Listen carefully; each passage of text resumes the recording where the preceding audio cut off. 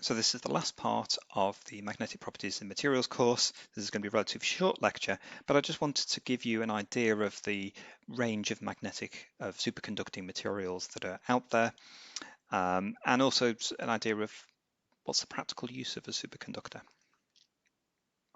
Now, this is the only figure that I have stolen from Wikipedia in my 10 lectures, but it was a really good figure, and there are loads of versions of this out there.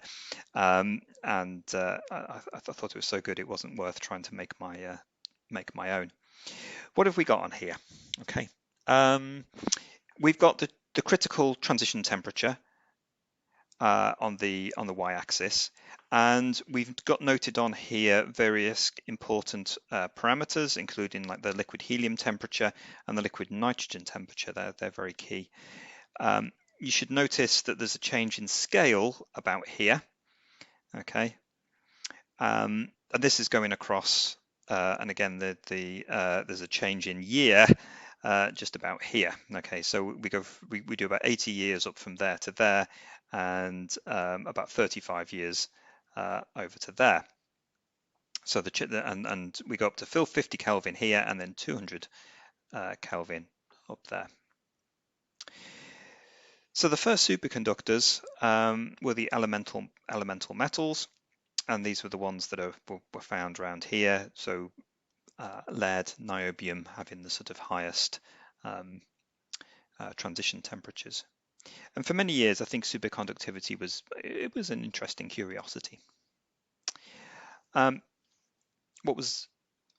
made things sort of practically useful was the discovery of alloyed metals as superconductors, and these are around here, discovered sort of post-war period, and they have sufficiently high critical temperatures, and as we know, because they're type 2, they also have very large critical fields, and so these were the materials that were first sort of technologically useful in terms of making superconducting magnets.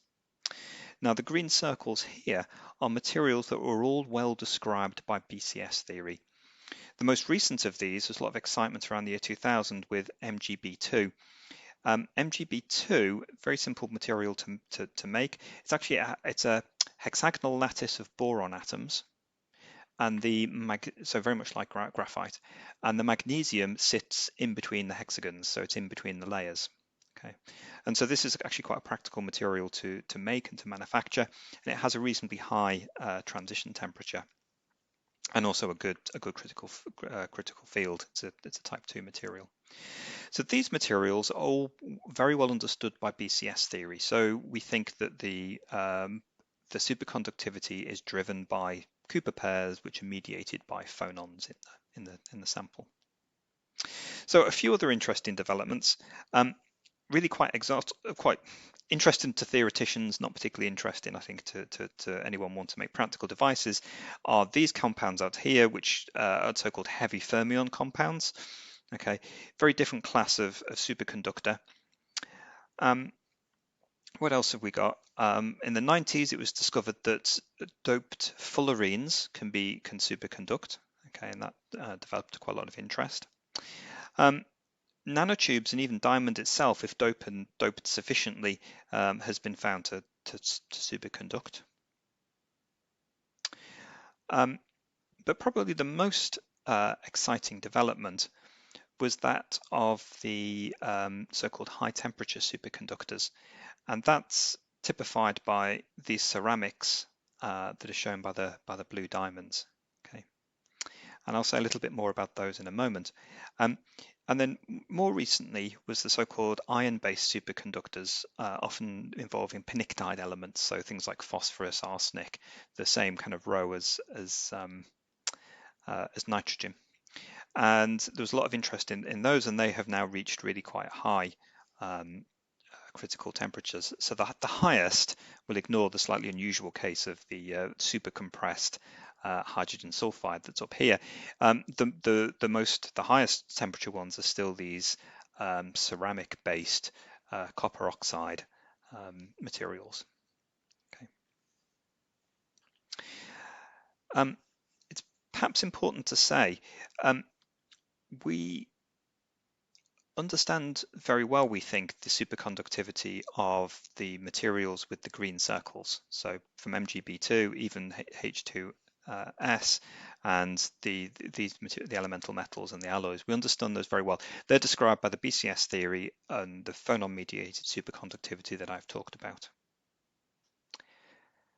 We do not understand the superconducting mechanism in many of these other materials. We don't understand, for example, the iron pnictide series.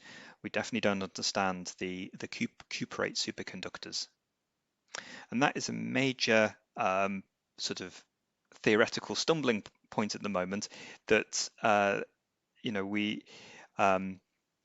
we're not sure. We think that it's likely that these materials do have paired electrons, they do have Cooper pairs, but it doesn't look like that the electron-phonon coupling in these materials is strong enough to cause the really quite high pairing energies that are needed. So we think that there may well be a totally different mechanism that causes electrons to pair. There have been thousands of papers published by theoreticians trying to work out the answer to this since the mid-1980s. And to the best of my knowledge, there's no consensus in the community yet. It may well be that if a particularly elegant mechanism is understood, it may well be something that there's a Nobel Prize in that. So that is a goal that is still out there. And of course, if we understood what the superconducting mechanism was in these materials, we would be better informed to try to make even higher temperature superconductors. Bit of a caution on that. MgB2 is well understood, and I can well remember when MgB2 was discovered, all the theoreticians tried really hard to do all the kind of doping, and what people wanted to do was to try to work out, could you change MgB2 in some way to make its critical temperature higher? And the slightly embarrassing thing is that everything that people have tried has always made it lower. So MgB2 itself is seemingly the highest, and any modification you make to it lowers the superconducting transition temperature. Okay, so that's just a summary of those different classes of material. I just wanted to highlight this paper. So this is 1986, and Bednorz and Muller were working for IBM in Switzerland. They had decided to try to see if there was any interest in ceramic superconductors. So most of the superconductors have been alloys, been metals, and they thought there was known that strontium titanate in certain conditions could superconduct, but only at under a Kelvin, so really very low temperatures. And to their great surprise, they tried this barium lanthanum copper oxide system, and it superconducted. And it superconducted at really quite a high temperature. It was about 30 Kelvin, which was way higher than they imagined. Not high temperature superconductor by any means, but and they published it in this paper. It's perhaps not the most high profile journal, and it's quite cautiously titled "Possible High TC superconductivity." So they just wanted to put a marker in the ground. Why did they write possible? It was because at the time they'd done conductivity measurements and they'd noticed the zero resistivity, but that's not really enough to prove that you actually have a superconductor. What they needed to do was magnetic experiments and look for the expulsion of the flux. Okay, so they needed to do the Meissner effect, and they did do that. It took them several months after this paper, but they did do the Meissner effect experiment, and proved that it was indeed a superconductor. That sparked a huge amount of research around the world. So one of my lecturers who taught me superconductivity as an undergraduate was a researcher at this time, and he said we were in the lab on Christmas Day. He said, because this was so exciting for us, anyone that could make these materials was trying to make these materials. Okay. And so this is the lanthanum barium cuprate. This is the first one that was found. And you see the sudden rise here. So even within the same year, people had found YBCO, yttrium, barium, copper oxide. And YBCO is actually one of the more commonly used high temperature superconductors. And the importance of that was we were now above liquid nitrogen temperature. So liquid nitrogen much easier to deal with than liquid helium. And so this ushered in the whole new era of high temperature superconductivity. What was remarkable is these two guys, they published that research in 1986. The following year, they were awarded the Nobel Prize for that discovery. It's very rare. I think it's the only time the Nobel Prize has been. Normally it takes 20, 30, there are even cases of 40 years later before, people have really decided, yeah, this is definitely correct. It's definitely had a big impact in the field. This had such an immediate, clear impact on the field that they were almost in the following year, they were awarded the Nobel Prize. Okay. And there's been a gradual increase in these high temperature superconductors, these cuprate-based superconductors. Okay. So just fairly briefly, I think on some applications. I mean, I think the main application these days is about magnets, making high field magnets, both for NMR, so for chemical characterization, but also MRI for studying, so human tissue. Now, these materials will typically not be made out of high temperature superconductors. They'll normally be a sort of old-fashioned type 2 low temperature superconductor, maybe something like a neodymium tin or neodymium titanium alloy. Reason for that is about processing. You need to make quite a lot of wire to make a big superconducting magnet, and alloys are quite easy to manufacture and process and get the microstructure right.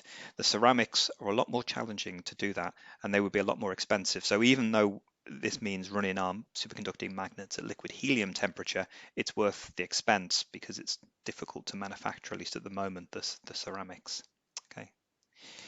Some interest around the idea of maglev, maglev trains, these sorts of things. Important field is that around magnetometry, so using superconducting devices to measure magnetic fields, and you can do that. They can be immensely precise. So if you need to be able to measure magnetic fields, that's an important thing. Something that's starting to come in now is the idea of microwave filters. Lots of different ways of doing this, but actually that's one where high TC superconductors are, I think, starting to be used. I think they're relatively small devices, and it's quite easy to manufacture that amount of the ceramic that you need, and the advantage of between liquid nitrogen and liquid helium is then quite significant. Of course, a future idea would really be power transmission. Okay, to be able to get power without loss from one place to another place. Again, that's something where I think ideally you'd want to use the material with the sort of highest transition temperature possible. You'd want to use the high TC materials because, the difference between liquid helium and liquid nitrogen is really quite significant in those cases. But that's something where there are, I think, people doing research. There are sort of small scale demonstrations of things, but I'm not aware of that currently being used in practice anywhere.